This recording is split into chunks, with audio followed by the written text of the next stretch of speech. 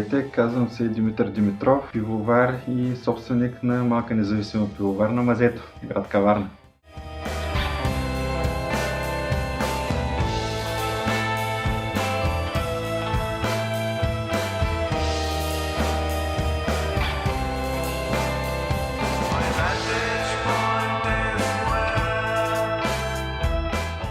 Всичко започна с домашни варки. Затова и пивоварната се казва Мазето, защото зад всеки успял пивовар стои едно мазе. Като събирателно на хората, къде правят бирата. Най-често в маза, в гараж, на балкона в апартамента, на двора в къщи. Затова името на пивоварната е Мазето, защото зад всеки успял пивовар стои едно мазе.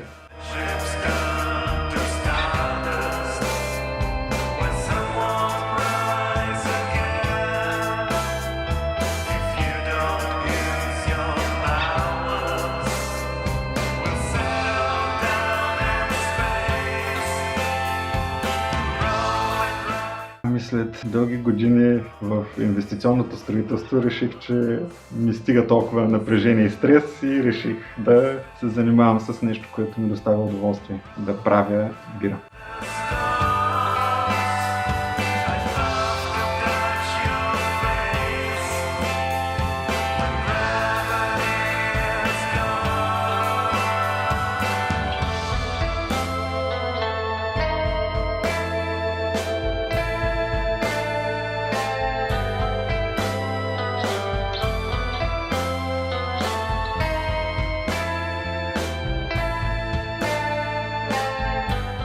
Започнах вкъщи, като всеки.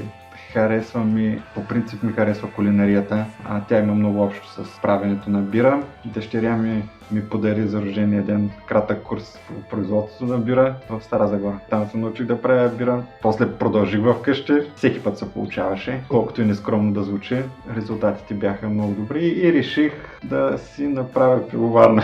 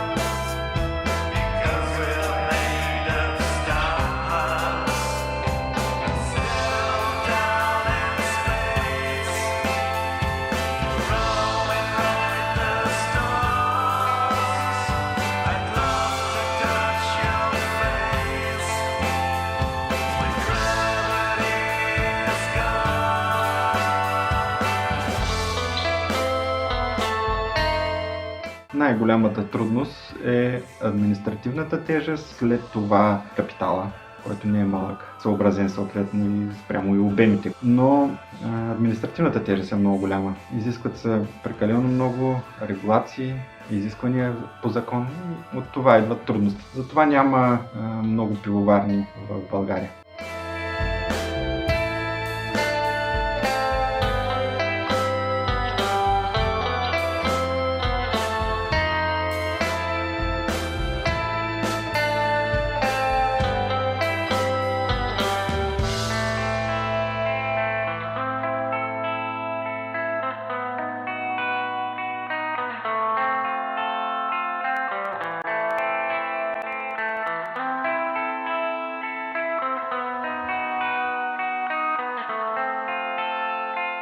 Най-любимата ми част е самия процес по правенето на бирата и преди това създаването на рецептата. Наумявам си нещо, което искам да направя, правя проучване, анализирам на база опита, който имам, след това сядам, правя, сварявам, след което настъпват корекции, докато се изчисти самата концепция за дадена бира.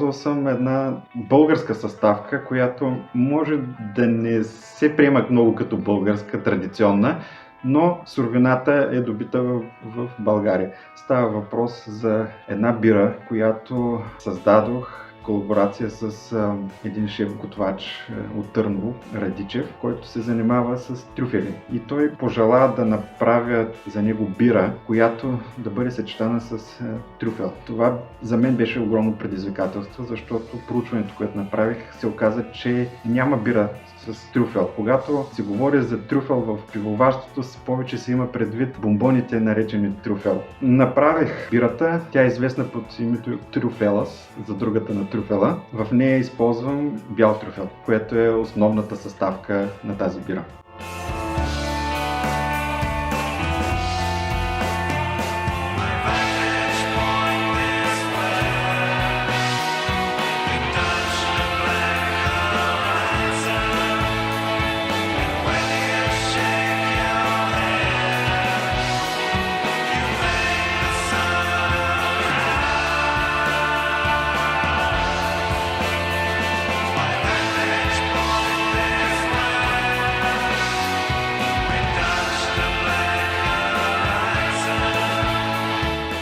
Основното нещо, което ме различава от пивоварните останалите колеги е, че моето оборудване е за много малки варки, което ми позволява да правя нестандартни и експериментални бири, но от друга страна ползвам много повече ръчен труд, което го доближава до същинското домашно варене на бира.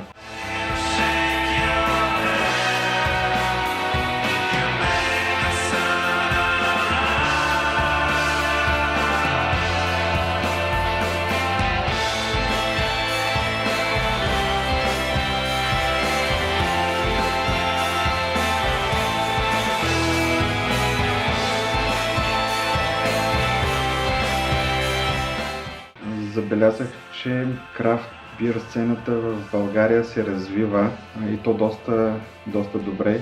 Има много ентусиасти, които правят интересни и хубави бири. Имам все повече хора, които търсят и са готови да платят за качествения продукт, за хубавата крафт бира.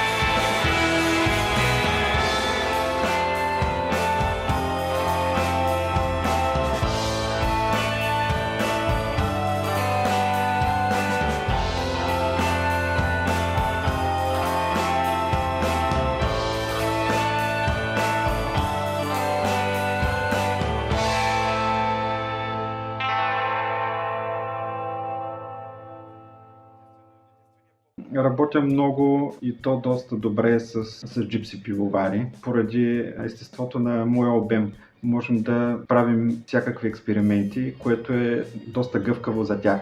Хубавото на джипси пивоварството е, че дава достъп на много ентусиасти да си направят собствена бира. И аз лично много им се кефя.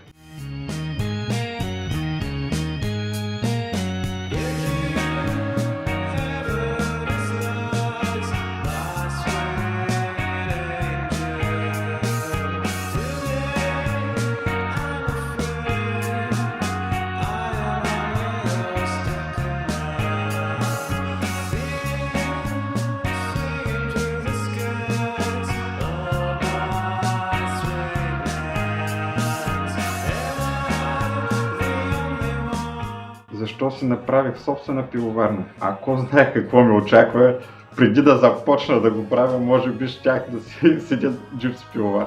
Джипси пивоварството според мен дава едно разширение на крафт бир сцената. Позволява на хора с различно виждане в производството на бира да изразят себе си. И винаги има какво да научиш от тях. Затова смятам, че джипси пивоварството е една добра алтернатива.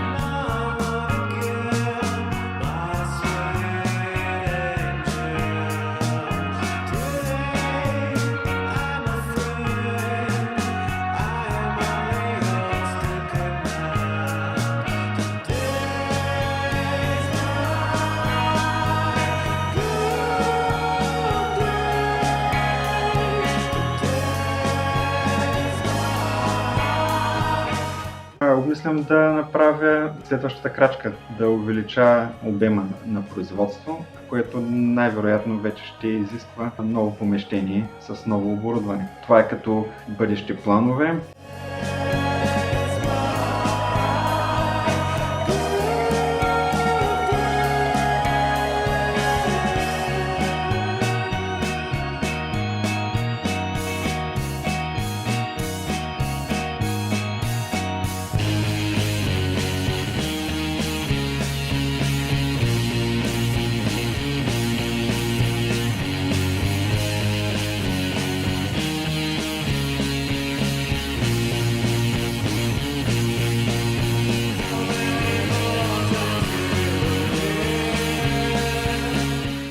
Зареждам крафт магазините и заведения във Варна, основно в Ямбол, при Гицата, в София на няколко места, Сбирка, Крафт депо и в Каварна, разбира се, в всички заведения, които ми помагат и в магазините също. Имам със свое място, да, Тапрум, където може да опитате бирата, която в момента съм направил. Не всеки път имам всички видове, които правя, но пък винаги може да опитате това, което е на кран и ако ви харесва да си го вземете.